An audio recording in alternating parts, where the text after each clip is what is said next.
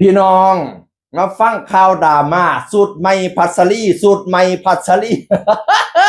แล้วไปแสดงคอนเสิร์ตทั่วยุโรปกับกองห้วยไร่กับถาคณิตน้องเบลเนี่ยของกองห้วยไร่กับไม่พัสลีพร้อมกับนักดนตรีไปเต็มวงอาญะข่อยว่าแม่นเหมาเครื่องบินไปปุระมิแต่ทีมงานของกองของไม่พี่น้องเอ่ยไปแสดงโอ้ยบ่แม่นอยู่เป็นเครื่องเดียนพุนตีอยู่ทางยุโรปว่ะเขาว่างโปรแกรมมาที่เห็นตอนนี้เก้าเวทีแต่กับบ่แม่นติดกันดีโอ้ยข่อยว่าสรุปแล้วอยู่จนมาฮอดพุ่นละ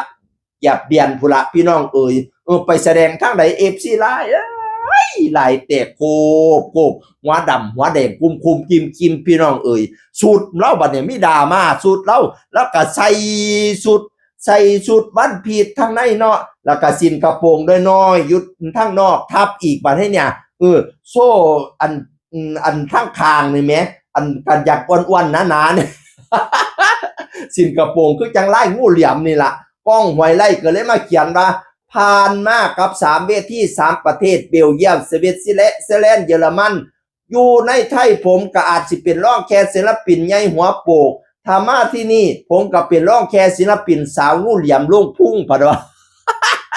สุดเล่าคืองูเหลี่ยมลงพุ่งติพี่น้องก็บ่มั่นใจกล้องแล้วว่าจังซี่ล่ะเป็นร่องแต่ศิลปินสาวงูเหลี่ยมลงพุ่งสินกระโปรงคือจังไล่งูเหลี่ยมนี่ล่ะก็มีขี้โผปิ่นในจังหน่อย บัดนี้กล้องก็มาเขียนอีกเด้อดราม่าสุดอีไมมึงมาดูงานต่อไปคนแบบมันคนง่ายๆเหรอพนาวาน่ะนะ แค่งูเหลี่ยมกินหมาอิ่มมันแปลกตรงใดวะ แค่งูเหลี่ยมเด็กหมาอิ่มมันแปลกตรงไหน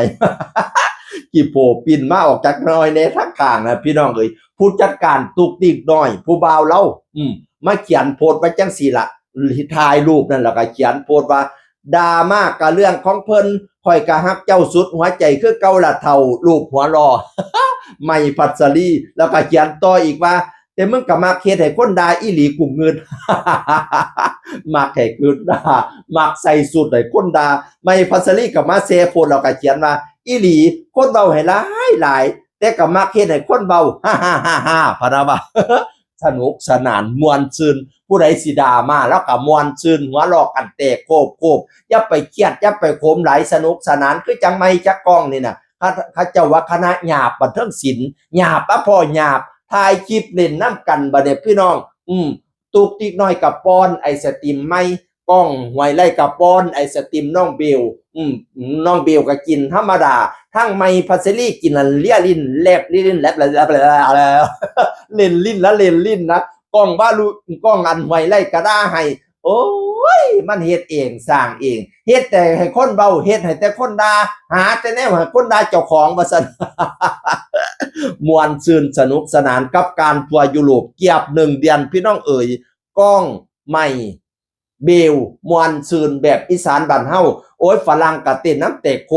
บให้พากันฮู้เฮียงเลี้ยงเหลี่ยมเอาศิลปะวัฒนธรรมอีสานเอาความเป็นลูกอีสานไปเผยแพร่ทั้งปุ่นเดี๋ยวนี้ดูทั่วคอนเสิร์ตบ่มีแต่ทั้ง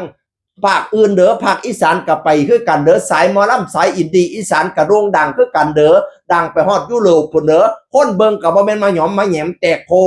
บสุดยอดศิลปินอีสานเสียงอื่นคนเก่าเว้าสู่ฟังสวัสดีครับ